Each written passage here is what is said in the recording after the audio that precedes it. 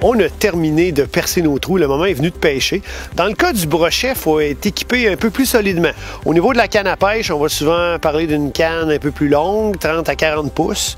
De puissance moyenne si les brochets sont de petite taille dans votre secteur, ou encore mieux, puissance moyenne lourde pour pouvoir affronter des plus gros spécimens ou pour pouvoir pêcher sur des plans d'eau qu'on ne connaît pas. Au niveau du fil de pêche, on peut prendre un fil de pêche fusionné qui est spécialement conçu pour la pêche sur glace, disons entre 15 et 30 livres de résistance. Puis en eau claire, moi je vais préférer ajouter un bas de ligne de fluorocarbone, qui est un fil qui est très résistant à l'abrasion, entre autres, puis qui est surtout transparent. Hein? On ne le voit pas ou à peu près pas dans l'eau. Puis moi encore là, je le prends de gros calibre, 25-30 livres. Comme c'est un fil qui est très résistant à l'abrasion, souvent les dents du brochet n'arrivent pas à couper ce fil-là. Oui, ça peut arriver. Si vous voulez être absolument certain de ne pas vous faire couper, on peut mettre un avançon d'acier. Au niveau du moulinet, je prends un moulinet de grosseur 25. C'est amplement suffisant. Évidemment, prendre une tête de jig et mettre un mené-mort dessus, ça fonctionne bien. Là, on peut aller avec des menés entre 3 et 6 pouces de longueur, accrochés par le museau. Vous allez voir apparaître à l'écran une sélection de leurres qui sont efficaces pour dandiner le brochet. Un modèle en particulier qui a été conçu spécialement pour ça, c'est ce Ice Jig-là. On voit qu'il y a des hameçons qui ont été ajoutés au milieu de la cuillère.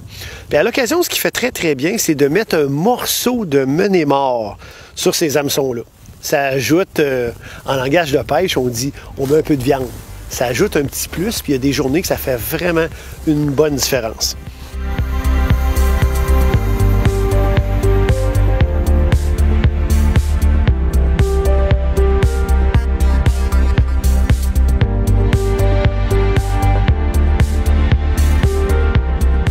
Luc, on va parler de pêche au gros poisson, le grand brochet du Nord. Oh là là! Oh là là!